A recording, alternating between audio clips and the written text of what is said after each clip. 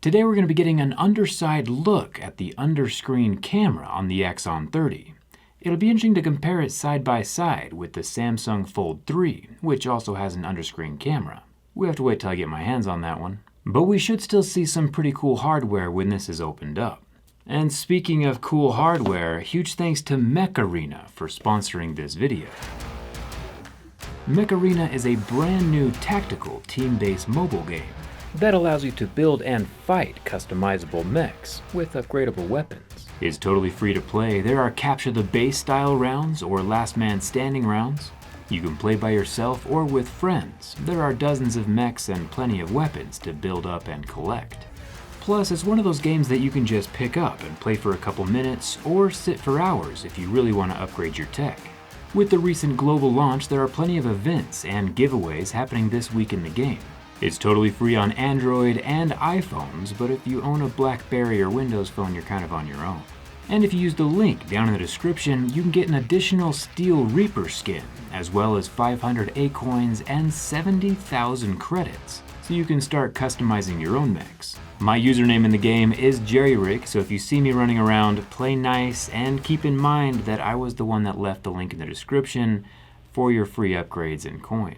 Now it's time to check out some real-world hardware that can see through your screen. Let's get started.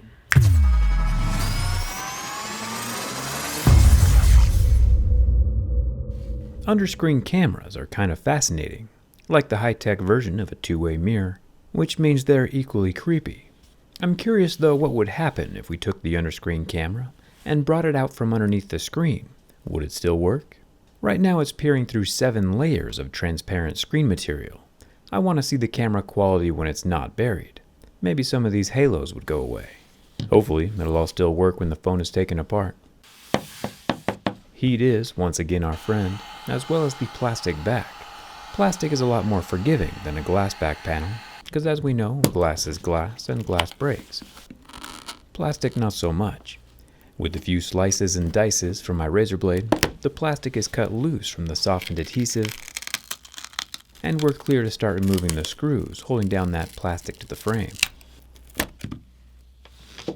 There are 18 screws total, and it looks like the battery is once again warning us not to disassemble.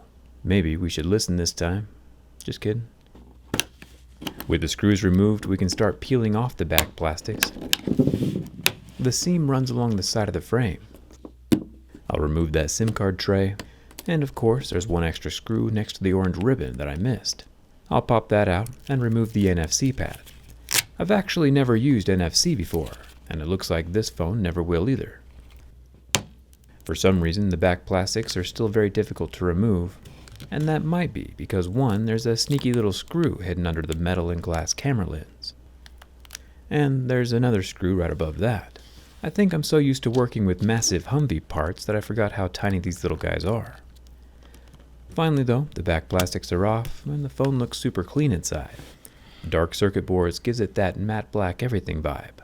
We want to leave everything plugged in and connected so we can run that camera once we pull it out from underneath the screen.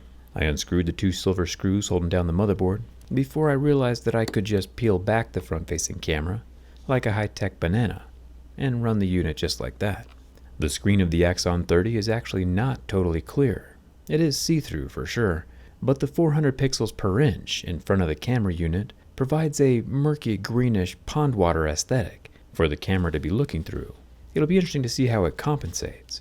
I'll turn the phone on, and then we can get our first look at the underscreen camera out from underneath the screen. And it looks surprisingly normal. Hardly any visible color correction. It looks like the front-facing camera from any other $500 smartphone. And only when I put it back under the screen do those halos around the lights show back up. Very interesting.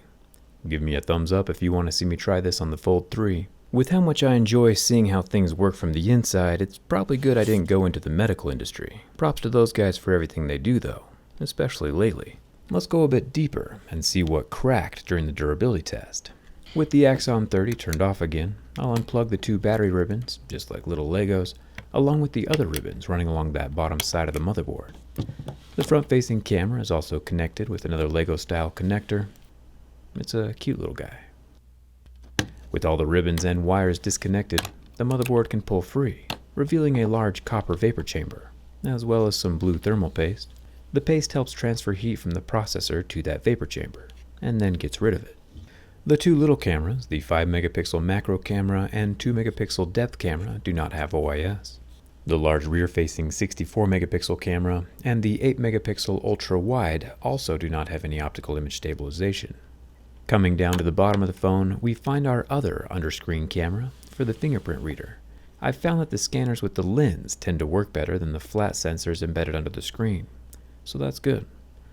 The loudspeakers next, and in what looks like a world first, ZTE has put thermal paste underneath their loudspeaker. Either the Axon 30 sound system is so bumpin' it needs coolin', or it could just be that the paste is used to dampen vibrations. Probably option 2, but still pretty interesting. The charging port board is pretty simple, just has the USB-C port, the SIM card tray, and that lower microphone. The battery inside of the Axon 30 does not have any visible pull tabs, so all drips some isopropyl alcohol below that battery to help dissolve any adhesive. It's not my favorite way of doing things, but it is safer than brute force. The battery is 4,200 milliamp hours and can charge at 55 watts, thanks to the dual charging plugs up top. Finally, if you remember during the bin test, there was a large cracking noise that happened while the phone was flexing. It obviously still survived that crack, but it looks like that noise emanated from the portion of the frame between the power button and the volume buttons. Not catastrophic to the functionality of the phone, but it was still definitely pretty close to being catastrophic, and still something to watch out for. As far as the water resistance goes, it does have the normal rubber around the charging port and SIM card tray, but no official IP rating. The water damage indicator stickers are here next to the little circular vibrator, and over here on the motherboard as well. They turn pink when they get wet. Personally, I like ZTE's ambition, trying out new things before everyone else. These guys also made that dual screen phone with a display on both the front and the back. That one was pretty cool. I'm glad that in a world of regular rectangles, ZTE is keeping things interesting. With all the screws back in place, even the hidden ones, we can turn the phone back on, plug it in, and ZTE has that 50 watts of power coming in up to the decimal place, which is pretty cool to watch it charge. We can position the back plastics, and with that huge apple on the back, it's kinda hard to tell this is an Android phone. Luckily, everything still works. Underscreen cameras just keep getting better and better, so keep that in mind.